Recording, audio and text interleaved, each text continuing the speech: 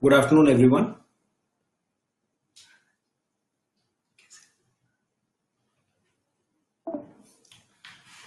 This is your host, Rishi Agarwal.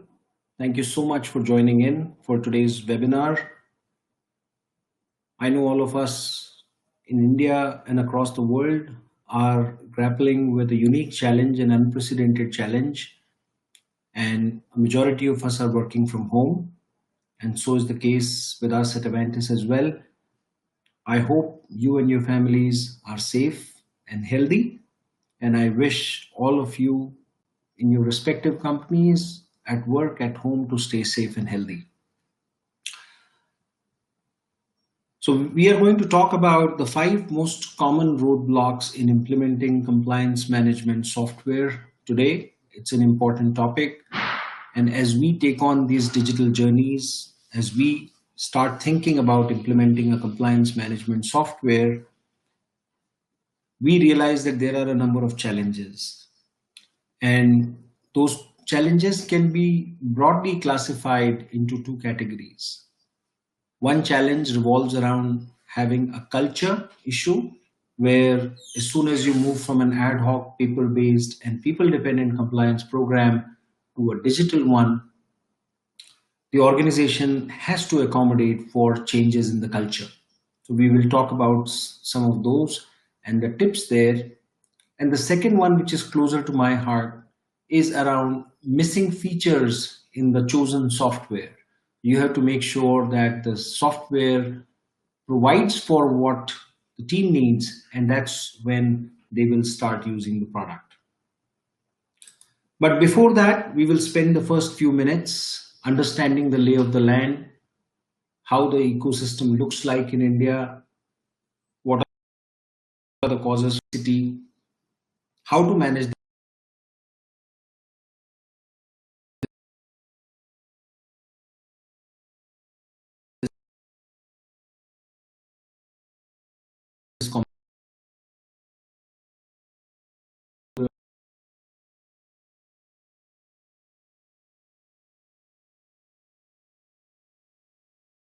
one of the slides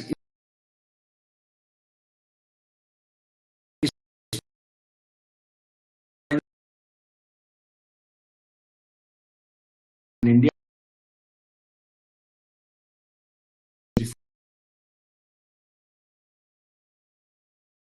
complex expertise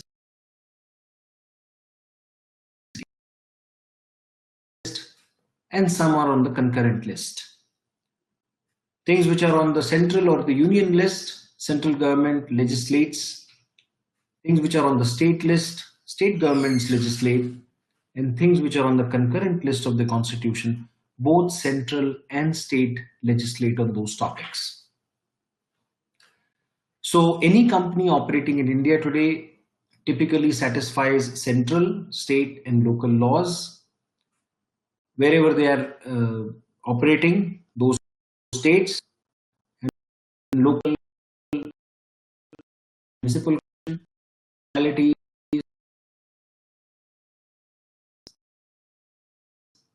STPIs and other such agencies which are also legislating certain items which affect our compliance obligations. So that's the first vector which creates complexity. The second one is there are various categories of compliances. We look at them broadly as 6 main categories. Labor, which deals with all the labor laws, central, state and local. Finance and taxation, which deals with all the direct, indirect, customs and various laws in those categories. Commercial, which typically deal with equipments like hoist lifts, cranes, boilers, electricity, lifts, elevators, weight and measurements, and so on. Secretarial, which deal with Ministry of Corporate Affairs, which is MCA, and SEBI-oriented laws, typically represents all the compliances typically managed by company secretary. EHS is environmental health and safety, deals with all your environmental protection acts, solid waste management, e-waste management, hazardous waste management, all kinds of batteries rules. So EHS is an all-encompassing category which deals with pollution control boards, central and state. Industry-specific regulations are those which fall under various industries. So, for example, if the company is an insurer, IRDA will become applicable. If they are a bank or a NBFC, a number of regulations from RBI become applicable. If they are a food processing company, FSSAI becomes applicable. If they're a telecom company, TRI will become applicable. So these are examples of laws which are very industry specific and become applicable depending on the nature of the business that the company does. So that's the second big factor right there.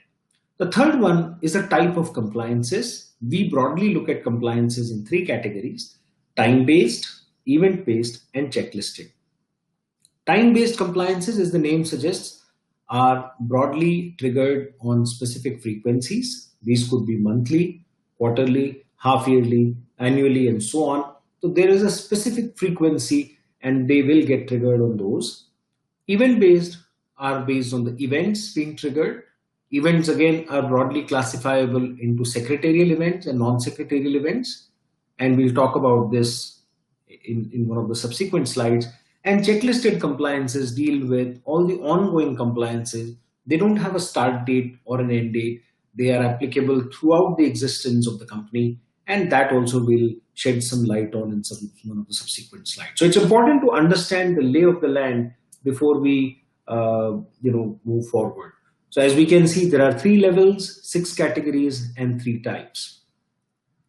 Moving on, one of the key challenges in India is that we operate in a highly fluid regulatory environment. Just to give you an example, in 2019 alone, there were over 3,000 regulatory changes. To be precise, there were 3,063 regulatory updates. A lot of these were applicable for any multi-business, multi-location, and multi-entity organization. Just in the last quarter of 2019, there were 671. In January of 2020 alone, there were 243, and February there were over 103 changes. So you can clearly see that these are non-trivial numbers. They affect our regulatory obligations, and it's important to know these changes and make corresponding updates into the way you are doing your compliances. So this is another key area where one needs to watch out for. We discussed these categories in our first slide. This slide talks about the numbers. As you can see, we have put acts, filings, and compliances under each one of those categories. If you add them up, it will amount to over 1,100 acts, 58,000 compliances, with over 3,000 filings in a year. And I'm sure you would agree with me that these are non-trivial numbers and they really affect your compliance obligations. So it's important to understand them in detail. And at Avantis, this is an area of our expertise where any act, any section under the law of the land in central, state, and local, we have that all as a part of our database. This is another one of my favorite slides where we talk about indicative numbers depicting the compliance burden in India. And we modeled this based on the real customers' data anonymously kept here. But as you can see, a company which is considered to be small with one plant and one headquarter typically deals with about 23 licenses and registrations, about 60 applicable acts, 750 applicable compliances, and about 120 filings a year. Folks, as we move from a small to a medium with 6 plants, you can see the number of licenses and registrations simply multiply from 23 to 98. The acts move up from 60 to 135. Applicable compliances shoot up from 750 to 5,500, with filings going up from 120 to 530. 530 filings a year typically translates into 2.5 filing per day, assuming close to 230 business days in a year. And that's a huge compliance obligation that all of you typically deal with. And as you move from a medium to large, you can see that the number of compliances have gone up from 5,500 to close to 10,000, and number of filings per year have shot up to close to 940, with acts at 210 and applicable licenses and registrations standing at 163. So it's very clear that compliance no longer is a chalta hai, hota hai, dekh lenge, manage kar lenge kind of a culture. It needs serious resources, serious expertise across central, state, and local levels. And that's why it's important to understand this lay of the land. Let's talk further on what these compliance types are. So typically, we look at licenses, registrations, permissions, consent orders, returns, registers, challans, payments, remittances, renewals as indicative examples of compliances. Even Shops and Establishment Act has multiple steps, right from submitting an application certain number of days before the expiry to following up on that application, having an acknowledgement of the receipt of that application, and so on, are all examples of various compliance documents that come out of even a single compliance with multiple touch points, multiple authorities.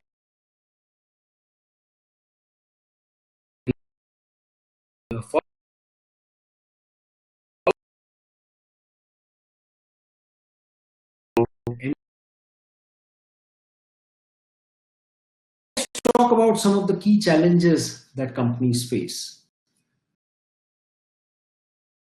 What are the various compliances, whether they are time triggered, event triggered, checklisted, central, state, local, all of those things are a part of the applicable acts and compliances. Typically, organizations don't have enough number of people who have expertise on managing all of these compliances. So one is a list and second is lack of resources. Both of those contribute to expertise. The second thing that ails most of the organizations today is they operate in a highly ad hoc, paper-based and people-dependent compliance program. That means they don't really have the tools and the internal processes to streamline, to report, to escalate, and that's where some of the critical people who are responsible for these compliances, when they leave, it becomes almost impossible to stay in control. There may be thousands of working files, hundreds of different evidences for these compliances. They are sitting on various local drives, shared folders on the network. Half the time they are not timely backed up. In the event of a disk crash or an IT infrastructure disruption, this can result in serious issues around compliance management.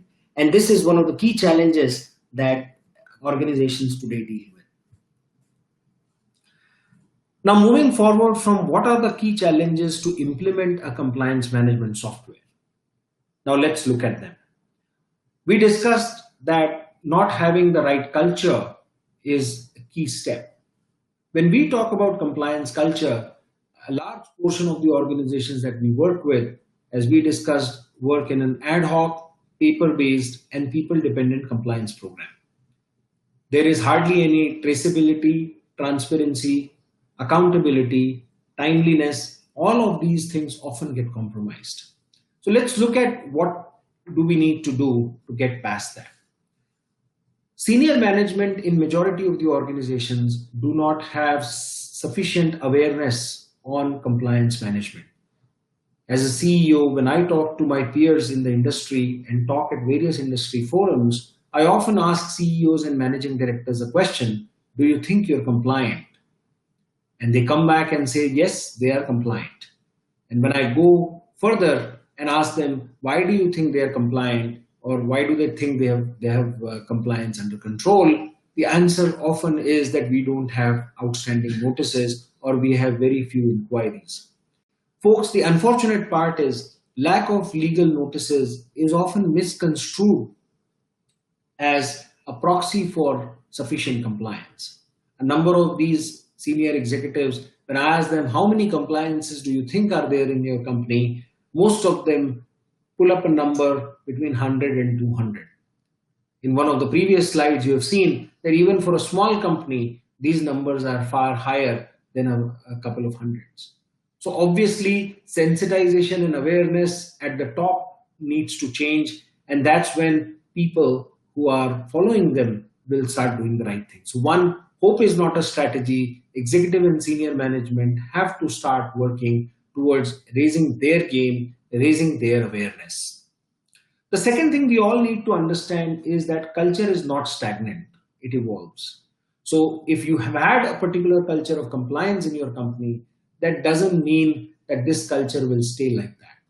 If executive and senior management start working towards asking the right questions in the right forums, reviewing the statuses across meetings, making sure that KRAs are there linked to performance, the culture will start changing. The next item that I have often seen work is one has to make compliance non-negotiable. Oftentimes in the past, चलता है, होता है, देख लेंगे, manage कर लेंगे, जब inspector आएगा तो manage कर लेंगे. All of these items lead to a poor culture, and we have to start making this non-negotiable. So that is another point that we all need to consider. Functional heads have to start leading by example. I often find that functional heads in their weekly meetings don't keep compliance as a key agenda item. And that's where this often falls through the cracks. Information is never disseminated correctly. It doesn't roll up to the executive management and to the board, and that becomes a huge problem. So it's important that functional heads, they ask these questions. It is required to be a part of monthly management meeting at least once a month, and that's when people will start paying attention. The other item that I often like is most of the organizations have quarterly town hall meetings. There should be at least one slide which should talk about the status of compliance in the company in the town hall meetings. It helps to put this in a transparent manner in front of the employees, let them know that we are aware of our compliance obligations, we are tracking and managing them, and be transparent about this. When executives see that this information is being shared, functional heads and their management team start paying greater attention to this obligation. The other major item is to start enabling compliance sensitization and trainings so that people start getting better information. I have seen that in a lot of instances, the practitioners have only learned on the job. They have hardly ever gone through comprehensive trainings around compliance obligations. At Avantis, one of the key areas of our focus is to help people get better understanding of the Act, the BEAR Acts, the copies of the BEAR Act, various compliances, along with the risk levels, which depends on the level of penalty associated with it, and so on. So it's important that an organization starts creating opportunities for the employees to start learning on the job and also have some comprehensive program to help them train on the compliance obligations. The last item on this list is including the compliance goals in the leadership KRAs. So I often see that operational goals take priority, behavioral goals come after them, but compliance goals are often missing. And one of the recommendations we often make is to start including compliance goals, make compliance non-negotiable, incentivize people who are doing a good job, and penalize folks who take it lightly. Because believe it or not, the cost of poor compliance in India has gone up dramatically in the last few years. One cannot afford to take it lightly. The Companies Act of 2013 has brought in criminal proceedings, provisions for criminal proceedings and jail term for directors and key management personnel. So it's important to work towards creating a culture of compliance. So that's the first part. I spoke about two parts at the outset. The first one was the culture of compliance is missing, or it is based on an ad hoc, people-dependent and paper-based, manually tracked compliance program. These are some of the ideas for that. The second major part of my discussion is choose the right compliance management software, because if features are missing, then people are not likely to adopt it. It will have issues with respect to usage, and very soon, in spite of your best intentions, efforts, and money, you will still see that people will continue to work in a paper-based environment. So now let's see what are the things you should keep in mind to ensure that these challenges are taken care of. So when you adopt the digital platform, one of the key things that happens is it brings in transparency, it brings in accountability, involves timeliness, and it creates traceability. Basically, emotion is out of the picture. Decisions can be made in a data-driven environment where what is applicable, who's responsible, when is an item due, and whether it is completed or not, and if not, where is it stuck, what decisions are required. All of these things become highly transparent. A compliance officer who's accountable to the shareholders and the board now starts getting a lot of information from behind the scenes. In addition, a digital platform brings in the accountability.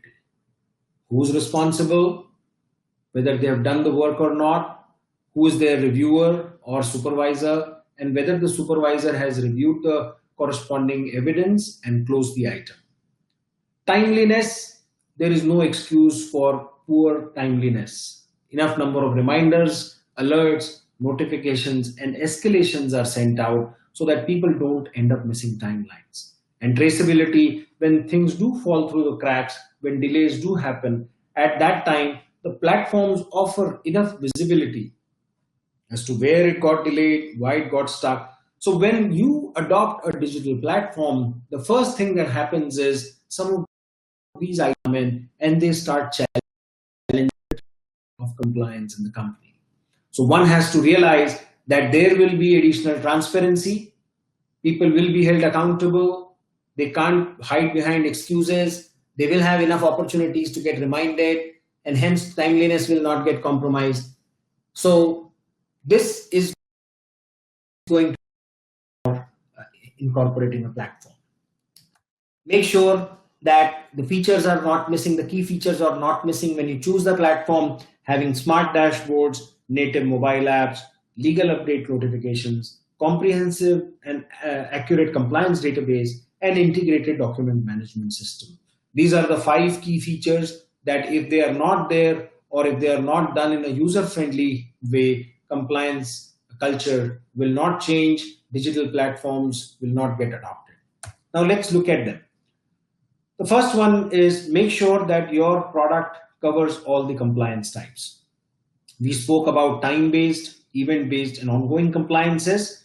Within each one of them, there are statutory compliances and internal compliances. So your product should be able to help you manage the life cycle of all the internal compliances as well, besides statutory. So at Avantis, in our Avacom platform, we've extended the whole statutory compliance management framework for companies to define their own internal compliances. What are internal compliances? So internal compliances are those which are required to be done within an organization but are not mandated by the law, by the government of the country.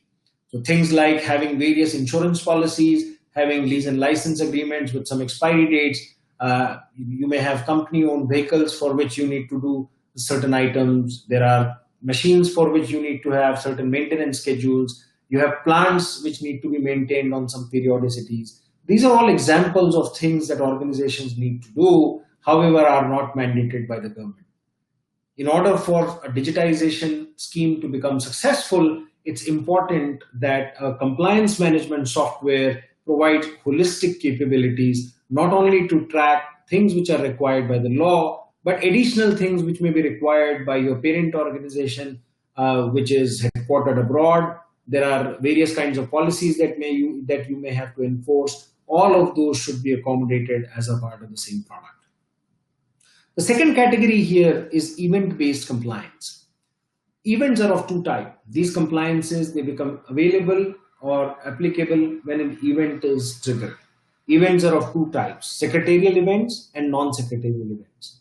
Secretarial events are typically the compliance events at MCA and SEBI level, appointments, resignations, board meetings, AGMs, all of these are examples of secretarial events.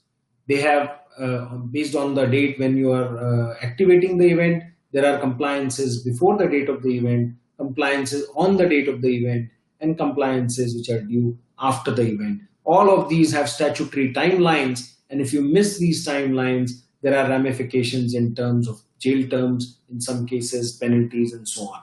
The second category is the non-secretarial compliances or non-secretarial events. These are those where examples of fire in the factory.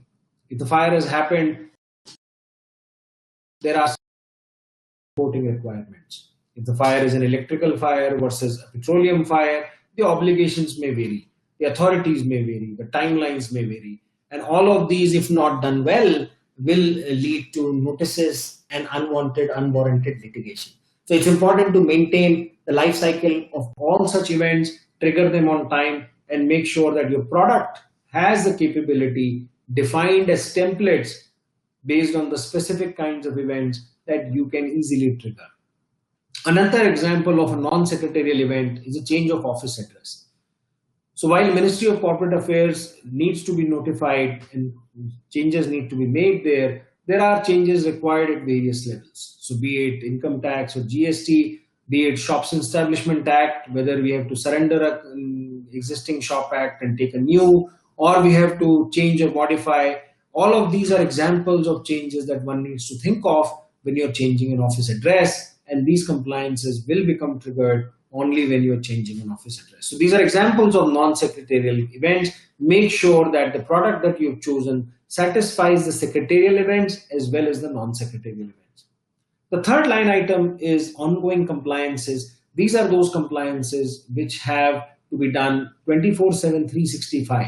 These include maintaining certain registers and so on, like display compliances at your reception, inside the offices, inside public places within the offices, like abstracts of various notices. These are all things that need to be accommodated. Otherwise, if only partial list of compliances is there, chances are that the adoption of software will be compromised. The second major category, which is very close to my heart, is legal aid. The fluid of regulatory ecosystem, how regulates multiple locations, and this software provides national, comprehensive, real-time, and personalized legal updates on an ongoing basis in a timely manner, with the analysis of what the update is, whether it's a compliance notification or just an informational notification, whether there is a change of date, change of compliance obligation, change of form, change of penalty or duty structure. These are all typical examples of things that can change and they may affect you. So it's important that the software that you are choosing is going to provide for all these legal updates in a timely manner so that you can take necessary action and you need not have to browse through hundreds of government websites every day to get these alerts. At Avantis, we browse over 2,000 government websites every day to make sure that we identify changes using AI, ML, OCR, and smart crawlers, and make sure that you can see the relevant changes in a timely manner. The third important item here is an automatically generated compliance calendars. Number of softwares that we've seen do not have automatically generated calendars, which are color-coded, smart, and provide an easy-to-use interface so that the compliances can be managed very easily. So make sure that the software that you are choosing provides color-coded, automatically generated compliance calendars, which are viewable on web and mobile platforms and can easily be integrated with Office 365, Google for Business, and so on. One of the other major items that we see is softwares do not have a flexible workflow engine. Softwares need you to model your processes to satisfy their requirements rather than the other way around. So ask yourself this question, whether the software that you're choosing has the role-based system with multiple layers, standard and custom workflow options, admin role for self-administration. So imagine a scenario where every now and then when an employee comes or joins or leaves, you have to go back to your provider and seek inputs from them to change these items. It will become a nightmare before you realize, and very soon you will not be able to use the software as intended. The next item here is make sure your software has an integrated document management system. I spoke about this earlier. Whenever you do compliances, a number of different compliance documents become applicable, right? From a sample form to the application that you may have submitted to various kinds of notification, to acknowledgements and receipts, to working files, to final licenses and registration. These are all examples of various documents that get generated during the course of compliance. So make sure that these documents can be enclosed and attached to a given compliance and are accessible in a simple, easy to use My Document section, which provides for version management, universal document viewer, mandatory review, bulk uploads, security with encryption, and tamper proofing. At Avantis in Avacom, we have made sure that all of these features and many more are available so that when you manage your compliance management via Avacom, all of these features come integrated.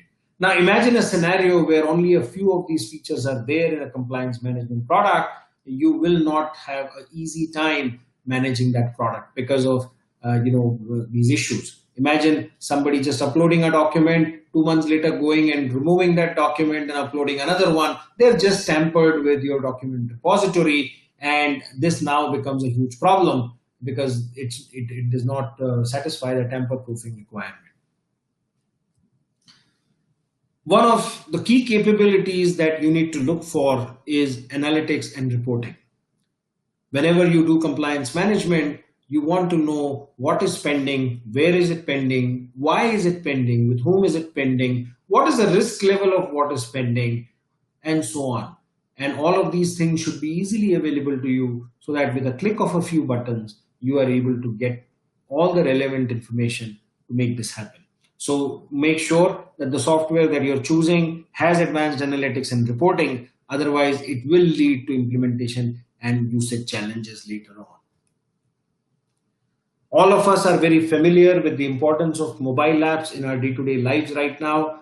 Anything that is available on the mobile is often is used much better than others. So make sure that when you choose a software, it has a mobile app available to it, and it's optimized for 3G and 4G networks. It has real-time alerts enabled. It has iOS as well as Android versions available, and it is secured with PIN and biometric options for easy to navigate and easy to use information. So if you look at, I'm just sharing some screenshots with you from Avacom apps, which is available to our clients free of cost along with their subscription so that they can use our platform in an easy to use manner on Android and iOS platform.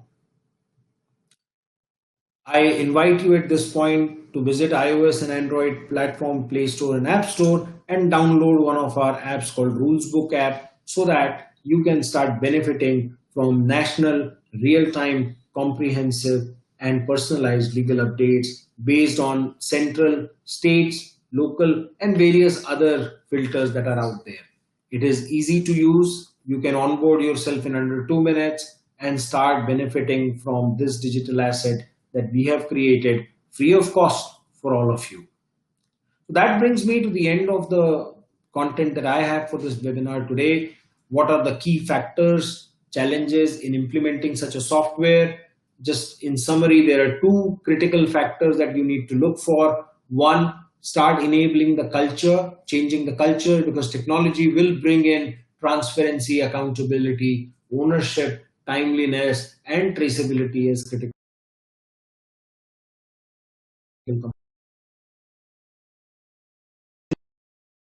The second big piece is when you've chosen the software, make sure that you've chosen the software which satisfies your requirements, because if basic requirements are not being satisfied, chances are in implementation, beyond implementation, when you use that, challenges will continue to be there. So those are some of the key summary items. Now I'll open it up for Q&A. It's 3:40 right now. We will take a few questions before we wrap up the session today. So I invite all of you to use the Q&A section so that you can ask questions, and I will sit here and answer them. Please go ahead.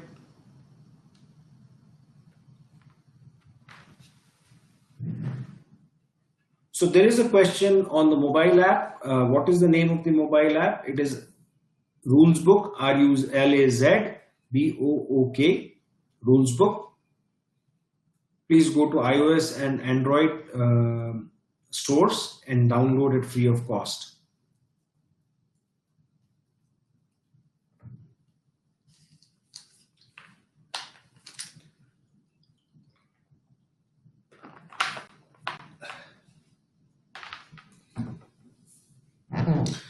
So we use automated tools to capture legal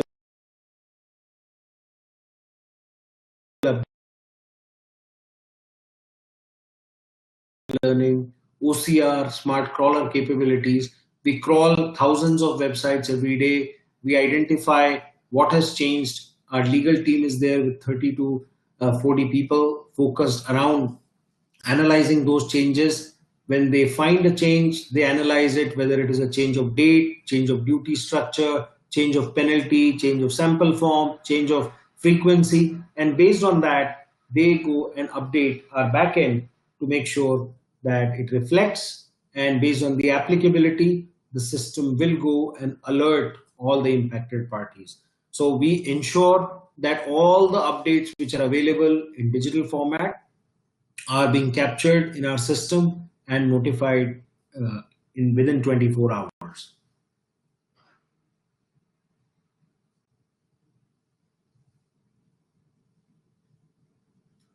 There's a question, if you've missed some part of the webinar, we will put a recording out there and we can share recordings of some of our previous webinars as well, and you can watch them at your convenience. One of the questions someone has asked is, how do we schedule a demo? It's very simple. You can go to avantis.co.in.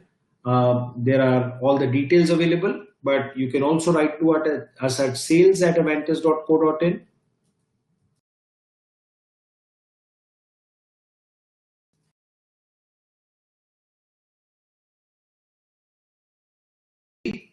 The phone number is 8893594595. I repeat, it's 88.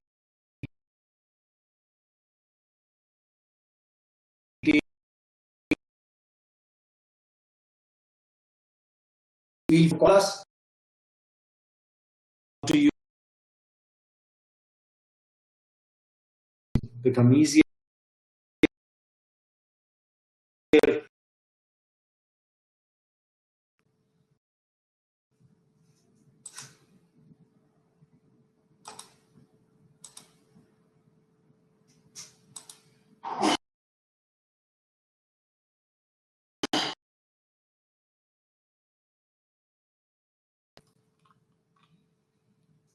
That is it for questions today. If anyone else has any question, I'm happy to answer.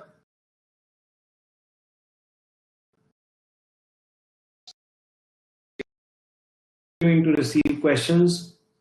One of the questions is, what is the URL of our website? The URL is avantis.co.in, spelled as avantis.co.in.